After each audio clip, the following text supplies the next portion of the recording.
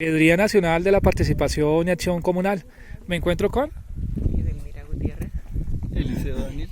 ¿Dónde nos encontramos el día de hoy? Estamos haciendo la caminata del camino a Ovaque, que está llamado el camino en honor a las fiestas patronales de la Virgen de Belén de Ovaque. ¿Hace cuánto tiempo, Delmira, hacen este recorrido?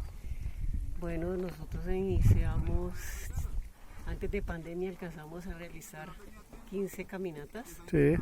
pero pues por la pandemia se suspendió y hoy la estamos retomando nuevamente y con esa sería la 16ª, pero es como si fuera la primera nuevamente. De acuerdo, pero cuando iniciaban las primeras caminatas, ¿era por ese camino o por dónde era? Bueno, en los inicios fueron por el camino del delirio, del acueducto, la reserva del acueducto, por el delirio. Por ahí iniciamos esta parte. Por el páramo del Cruz Verde, iniciando entre el páramo del Verjón y el páramo de Cruz Verde. De acuerdo, hablen un poco, por favor, quién es Edelmira Gutiérrez y quién es Eliseo Daniel, a qué se dedica, cuál es su actividad cotidiana en la parte del territorio. Bueno, yo soy guía, Sí. pues estudié para ser guía de turismo y pues esa es mi labor. ¿Y Eliseo qué se dedican, qué hace? Los dos somos guías profesionales de turismo Sí. y guías también de aviturismo. O sea, nosotros hace más de 45 años nos iniciamos en el amor por la naturaleza, por la cultura y por todo lo que tiene Colombia, que es un tesoro que a veces no valoramos y que siempre que salimos a alguna parte también somos, digamos, mensajeros de por qué la gente debe conservar la naturaleza, los ecosistemas y socialmente porque también deben contribuir al desarrollo de las comunidades. Eso ha sido nuestro marco, digamos, de nuestra profesión. De acuerdo. Tengo entendido que usted hizo parte de ese proceso de Salsipuedes. Cuéntame, por favor, un poco qué era eso Salsipuedes, cómo funcionó, qué hacían ustedes en Salsipuedes. Salsipuedes fue el primer grupo de caminantes que tuvo Colombia. Sí. Van a cumplir más de 45 años y ellos se iniciaron en ¿cómo es que se llama el barrio? El barrio, digamos, ¿cómo? Nisa. El barrio Niza, que precisamente el director de Salsipuedes, el que Sí. creó la fundación, él salía con la familia y prácticamente primero comenzó a salir con la familia, luego comenzaron que cada 8 días él salía a hacer caminatas y se le fueron pegando los vecinos y se fue agrandando el grupo y hasta formar, digamos, un grupo más heterogéneo y ellos decidieron crear una fundación. La fundación se llama Salsipuedes y realmente el fundador fue Justo Alfonso Gamboa, que era abogado y director de una parte del ICETES y él siempre tenía amor por la naturaleza. Él era boyacense, una persona que siempre quiso mostrarnos a nosotros todo lo que era, digamos, los caminos rurales y los caminos que habían sido de campesinos y caminos indígenas y caminos que en la época colonial se llamaban caminos reales y en la época republicana también. Estos caminos se han retomado como parte precisamente de lo que llamamos la alternativa de turismo en el ecoturismo, que se llama el trekking o las caminatas ecológicas. Y eso ha servido para que en los planes de ordenamiento territorial y en los planes de desarrollo sirva como una alternativa número 1 para que la gente vea que conservando y haciendo ver nuestro patrimonio se puede también hacer proyectos productivos. De acuerdo. Mira, la relevancia de una actividad como esta, hoy es la 33ª caminata que se hace aquí, por supuesto se aplazó en el año 2020-2021. Hoy, después de 2 años de inactividad, esta caminata hoy se retoma. La relevancia que tiene para un territorio hacer ese tipo de actividades, no solamente aquí, porque ustedes también hacen otro tipo de actividades, otro tipo de caminatas o senderos de caminos reales en Cundinamarca, en otras regiones del país y del mundo.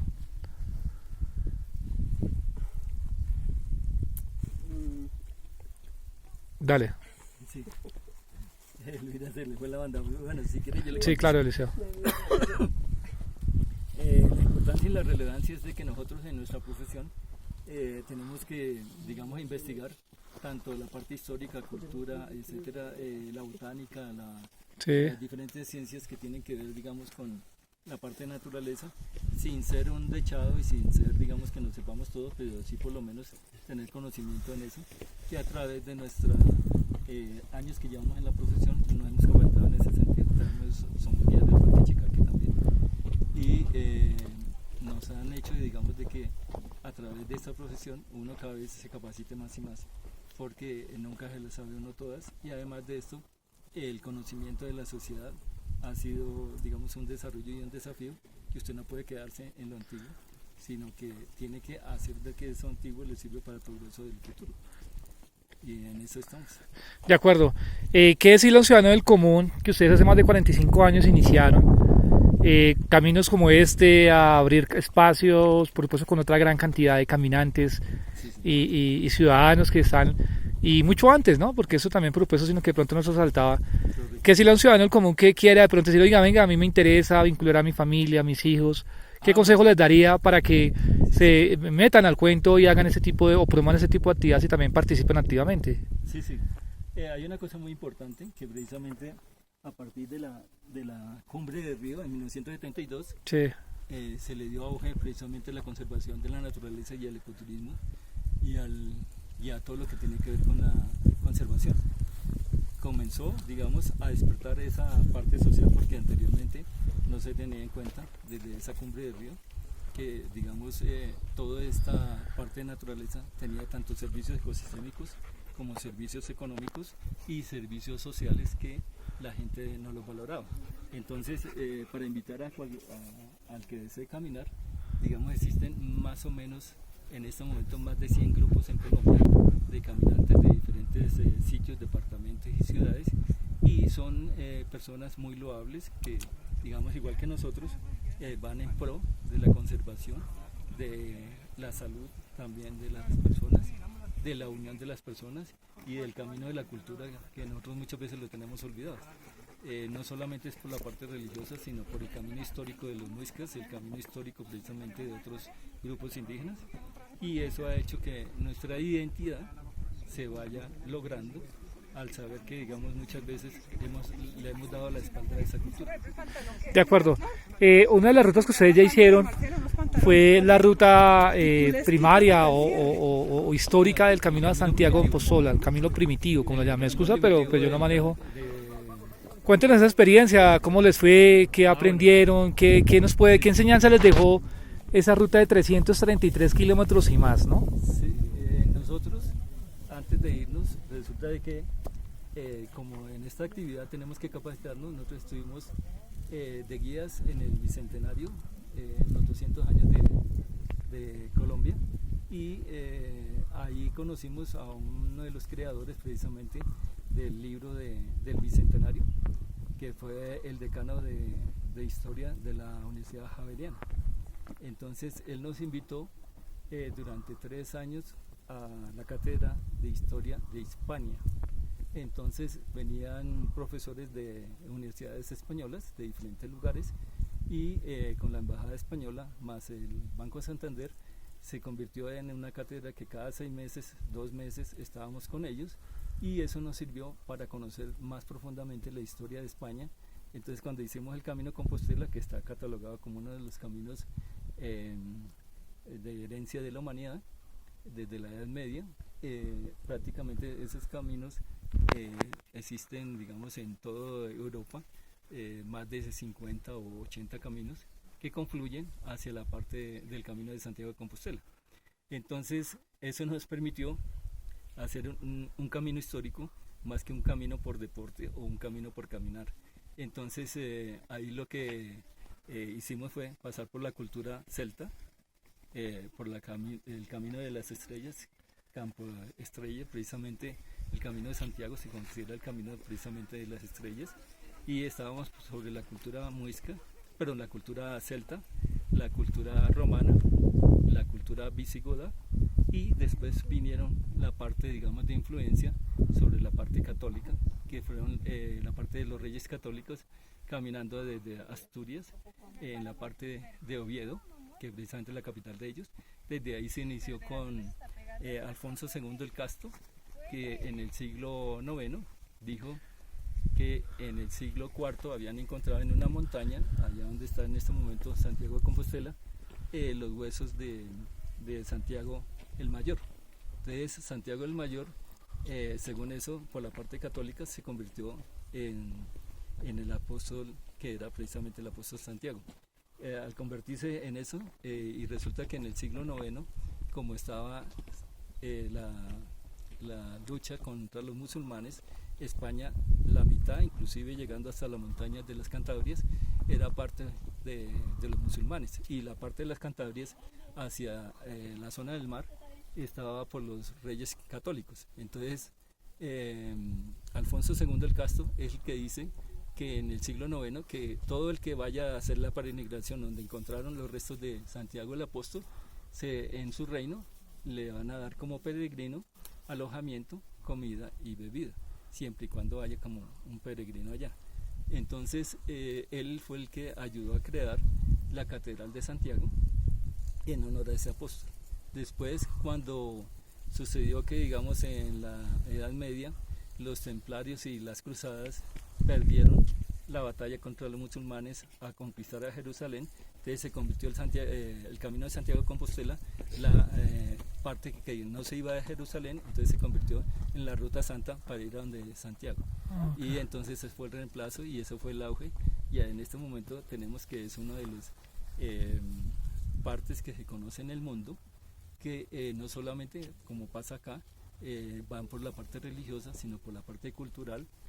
Van gente de todas partes del mundo, inclusive allá nos encontramos con gente de China, del Asia, gente de la parte rusa, gente de la parte inglesa, de la parte europea, italianos, éramos los únicos latinos. Entonces mi señora, que es Elmira, ella tiene rasgos y es de origen indígena. Entonces, sí, cuando nos vieron allá, inclusive el director de toda la zona de Santiago de Compostela, que era como si fuera el obispo que estaba a cargo de todo eso, se acercó a ella y la cogió de la mano y le dijo: gracias por venir a salvarnos, porque nosotros ya no tenemos fieles ni tenemos monjes para eso. Y era verdad, o sea, digamos, uno entraba a esas iglesias y a esos grandes monasterios y a veces no encontraba sino una persona, o encontraba cámaras y todo eso, pero no encontraba esa forma religiosa que encontramos acá en la parte latina. Sí. Y se aterraba uno en ese sentido. Pero entonces allá encontramos también que la Virgen Morena de Monserrate también se encontraba en todos los lugares, no solamente en la parte catalana, en Montserrat, sino también se encontraba en todos esos sitios que caminamos. De acuerdo. ¿Y cuánto duró ese recorrido? ¿Cuántos días? ¿Cuánto recorrían por día? De un día. Entonces nosotros lo hicimos en la época de verano, sí, que precisamente para el 25 de julio se celebra a nivel de España la fiesta del Santón, o sea, la fiesta del patrono, que es Santiago de Compostela. Entonces, a partir del 25 de julio hasta el 31 de julio, ellos hacen toda la fiesta que tiene que ver con esa celebración y son, digamos, invitados a nivel internacional y a nivel nacional de ellos, digamos, tanto en la parte folclórica, en la parte, digamos, musical, y en la parte, digamos, que tiene que ver con otros grupos, inclusive religiosos, que van a rendirle homenaje. Y ahí encontramos, por ejemplo, gente de Estados Unidos, por ejemplo, cantando gospel, ¿sí?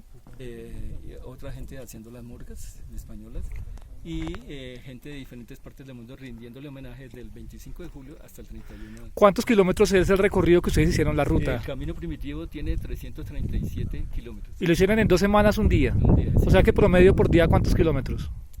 Nosotros al principio comenzamos para que el cuerpo se fuera adaptando, 8 kilómetros, 10 kilómetros, 15 kilómetros, después 20, 25, y ya los últimos 3 días logramos entre 30 y 35, porque queríamos estar en la fiesta del 25 de julio, que usted ve ahí, inclusive que en el camino, aquí no encontramos, sí, pero en el camino nos saludaban inclusive con gaitas gallegas, y con gente que en el camino les gustaba, que venían a la celebración de Santiago de Compostela.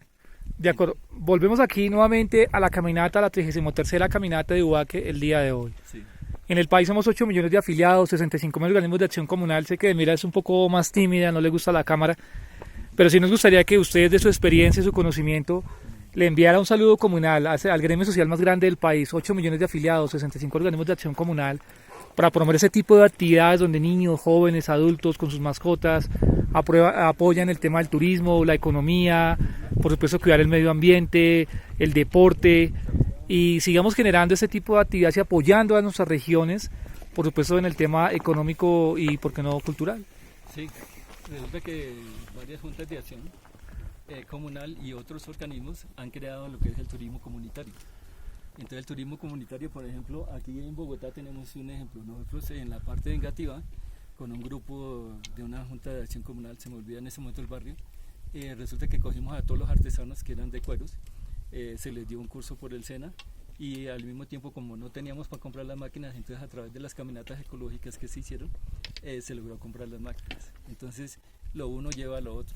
O sea, y la otra que se creó, digamos, como una especie de cultura comunitaria para salir y unir más a las familias y que la gente se diera cuenta que a través de la cultura podemos viajar a muchas cosas. Por ejemplo, los artesanos que cosían y que hacían maletas de cuero o a nivel de tejido, lo llevamos al Museo de Trajes Regionales para que vieran desde la época muisca, desde la época ancestral indígena, no solamente los muiscas, sino de diferentes regiones del país, cómo se hacían los tejidos.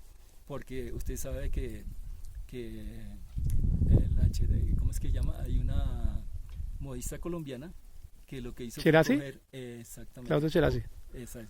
Exactamente, ella cogió cómo eran la forma de los tejidos ancestrales. Entonces nosotros lo que hicimos también lo mismo, o sea que el artesano se da cuenta que no era solamente lo que él había aprendido a través de su mundo, sino que también podía nutrirse hacia esa identidad de su trabajo. Entonces ese es uno de los ejemplos. Los otros los hemos hecho precisamente con grupos que a veces, por ejemplo, comunidades religiosas o comunidades que no son religiosas, y tenemos otro ejemplo en la zona de Girardot, al padre de la iglesia San Miguel.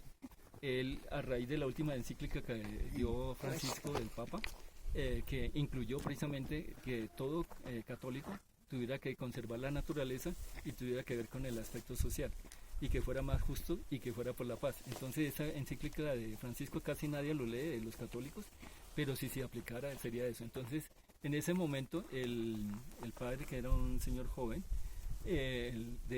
o el cura, digamos, de la iglesia de San Miguel, nos conoció y nos dijo que a ver si le hacíamos una caminata con los fieles. Y así iniciamos precisamente con ellos y los llevamos por un sitio de la Vía de Nariño, que era una zona de camino antiguo, pero que los fieles se dieran cuenta que la parte católica tiene que ver con la parte naturaleza, y eso ayudó para que ellos sembraran más árboles y más cosas. Desde la Veeduría Nacional de la Participación y Acción Comunal, como dice la Procuraduría General de la Nación, ser corrupto no aguanta. Agradecemos tan importantes comentarios, por supuesto a Edelmira, sabemos que eres un poco más tímida, y por supuesto invitamos a todos los ciudadanos de la ciudad y el país a que participen e incentiven ese tipo de actividades, por supuesto en compañía de esos grandes sabios que se han dado el camino. Sí, yo quería hacerle la invitación que viajemos, caminemos hacia nuestra cultura. Entonces tenemos cosas muy interesantes que a veces desconocemos. Por ejemplo, hace poco estuvimos en La Chamba, que es como si fuera Ráquira, pero en la zona del Tolima. Y entonces ahí se ve cómo precisamente los campesinos y artesanos tienen su propio trabajo, pero varios de ellos nos dijeron, ya nos volvimos también guías de turismo. Entonces, qué maravilla que esas personas que son comunales también se conviertan igual que nosotros, inclusive mejor que nosotros porque conocen mejor el sitio.